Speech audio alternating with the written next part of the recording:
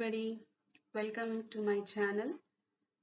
Today I would like to discuss with you a very nice topic called what is mind chatter and the types of chattering and people who chatter.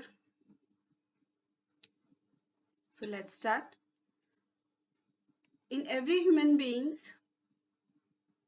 there is always a continuous chain of thoughts processing in their minds whenever they are idle or when they are placed in a tricky situation. And this chain of thoughts multiplies to manifold and it cannot be controlled at a point. This overthinking, the ability of overthinking, is observed only in humans, as human beings are considered to be the most intellectual living beings on this planet Earth compared to other species who do not have this ability. That's why humans are the super creation of the Creator Himself. So let's dive deep into this topic about what is chattering and how it actually happens.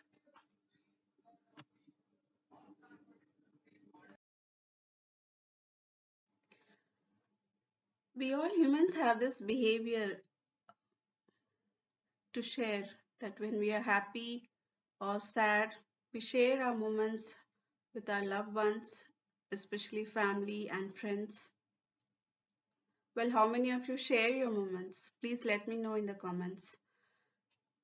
If you are doing so, if you are sharing your happy moments, well, you're creating a positive era around you in your family and with your friends. And if you're sharing your sad moments, you're trying to get an emotional support from them and trying to come out of a bad situation. But I want to state a point here that not all humans are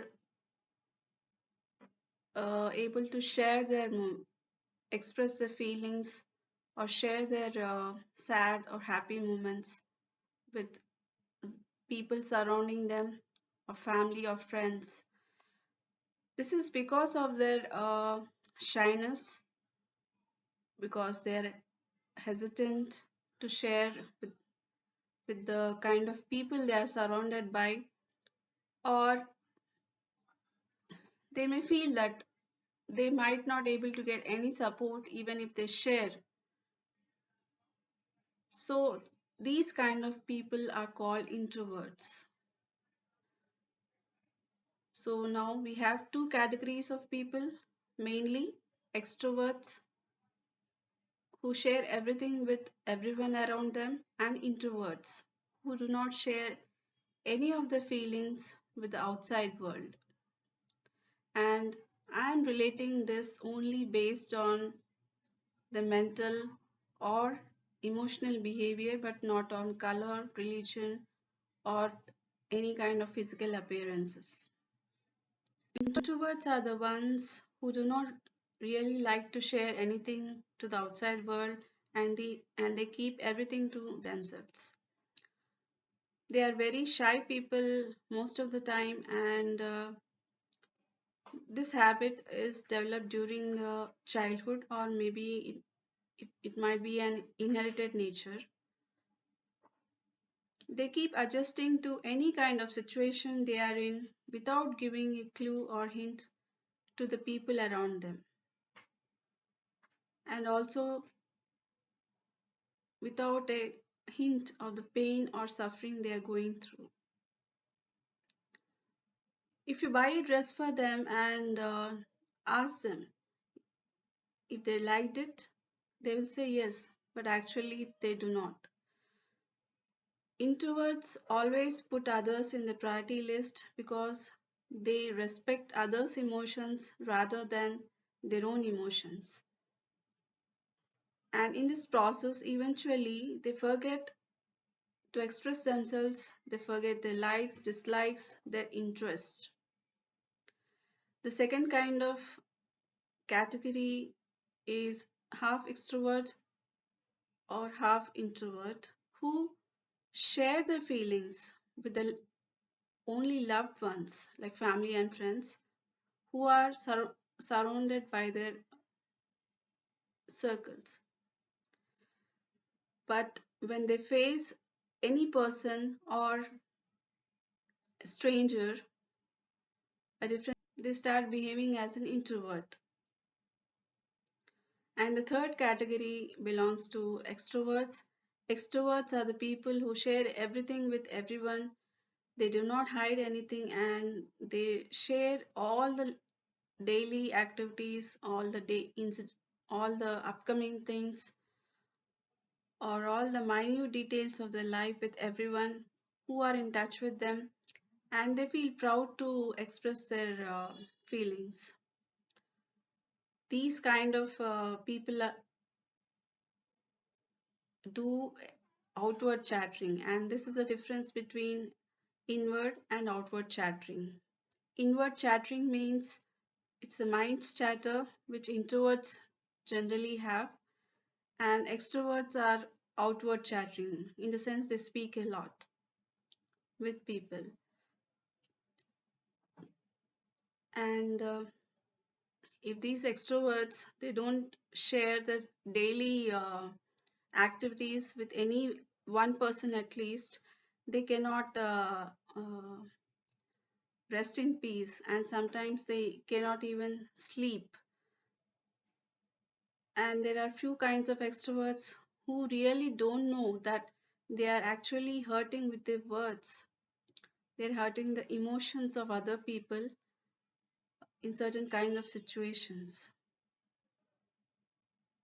So I want to make a note here that words are really powerful tools when used in the right way, in the right situation, to a right person, and they can be as dangerous as poison when used in a wrong way in any kind of situation.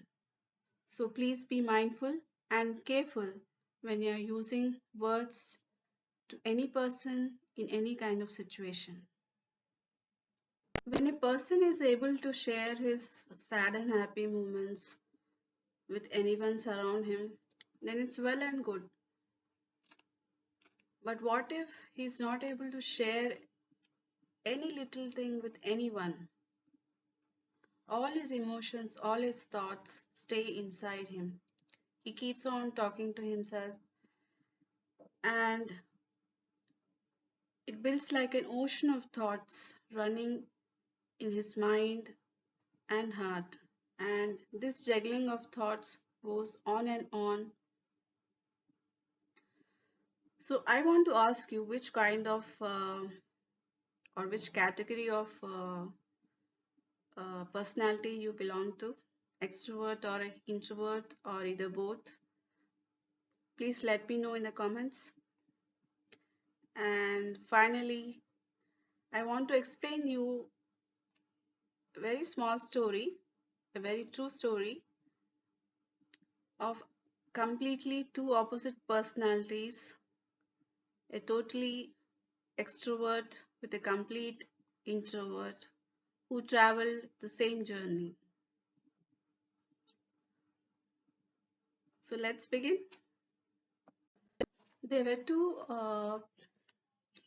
college going girls who used to commute in the same bus, namely Anita and Valli. Anita was completely an extrovert and Valli was completely an introvert. Valli used to get into the bus at the starting point, and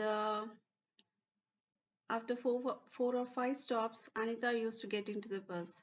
And every day, Valli used to reserve the seat for Anita, and both of them used to share the same seat in the bus.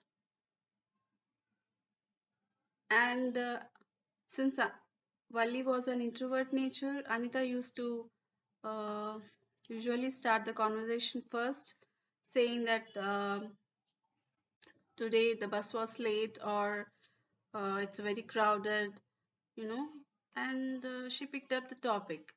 Later, she used to tell like what all activities she did yesterday after going home from the college, and what all new things she learned, or what she cooked. Um, Usually, she used to cook some sweets. So, what she made, what kind of sweets she made yesterday, a- all these she used to share with Valli. And Valli found that Anita was a very talented personality. She had multiple capabilities, and she was very impressed by Anita's attitude. And it went on like they had conversations each and every day in the bus, almost 3 to 4 months. And suddenly, Valli felt that she was being disturbed. She was not able to concentrate on on her habit, which is window watching. And every day she used to watch from the bus window, all the surroundings, all the new buildings, nature, people, new cars, new things, whatever she found, and she used to embrace those moments. But after Anita joined Valli, she lost that habit.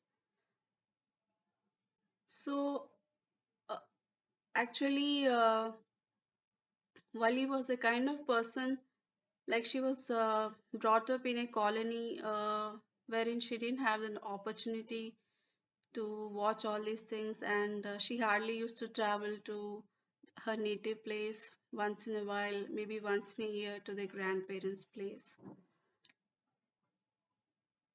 And now, when she started going out of this colony for the first time during her college days, she started enjoying the view from a bus window. So, this thought suddenly came into her mind like she is getting overly uh, involved in unnecessary conversations, and she's missing her habit.